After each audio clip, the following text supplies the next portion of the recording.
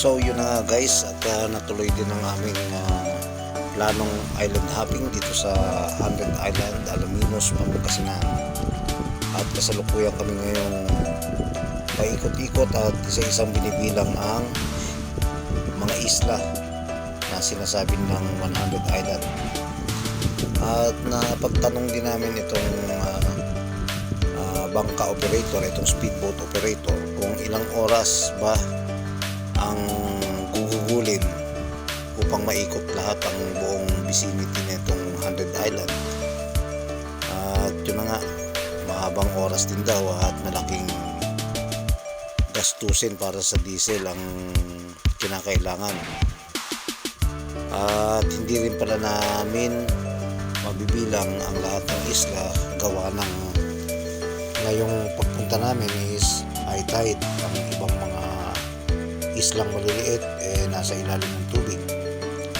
At yun nga guys, para sa kaalaman din ng mga hindi nakakaalam, pati pala yung mga maliliit na isla na gabato lang kasama rin pala sa bilang ng 100 Island. At kung talagang bibilangin lahat, mas higit daw sa 100 isla kasama yung mga maliliit na nakalubog kapag oras ng high tide. At yun na nga, dahil sa malaking gastusin sa diesel at konti lang yung dala namin diesel, actually guys, itong ang sinasakyan namin speedboat is sponsor lang na isang barangay official dito sa Alaminos, Pangasinan. At sponsor din yung pupunta namin sa rest house na nandito sa isa sa mga isla nitong 100 Island. At yun nga, kung hindi dahil sa sponsor hindi rin kami makakarating dahil medyo expensive yung pagpunta dito sa mga isla. At ito na nga, nandito na kami sa rest house ng isa sa sponsor sa amin. At nakakamangha dahil nakapagtayo sila ng rest house dito sa tuktok ng malaking bato. May semento pa yan.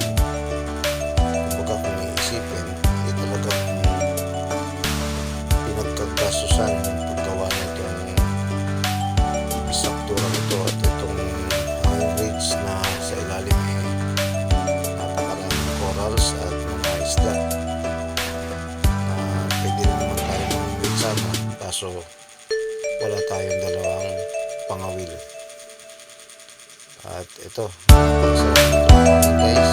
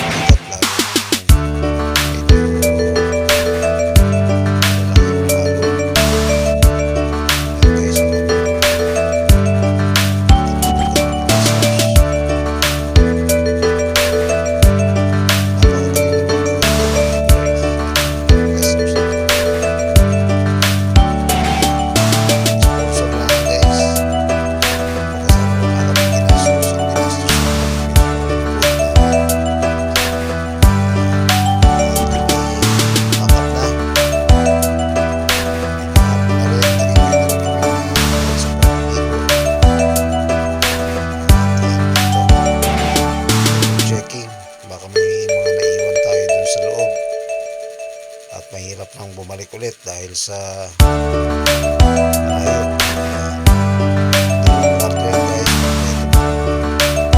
Gamit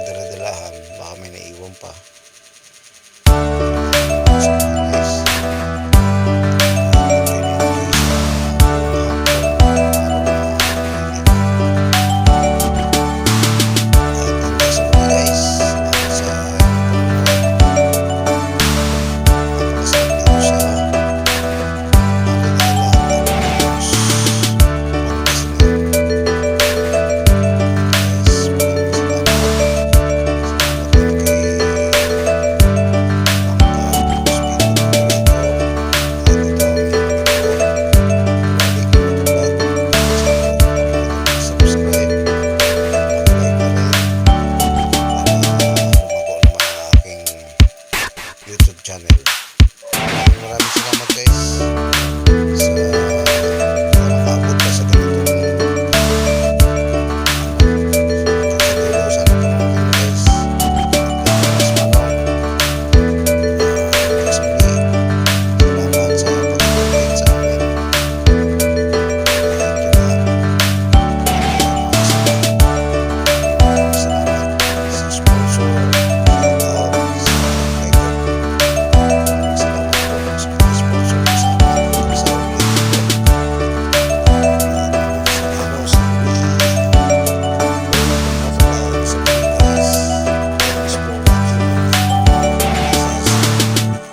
Florida Vista Motoventure, baby. Salamat sa Diyos. Yan ang bangka operator.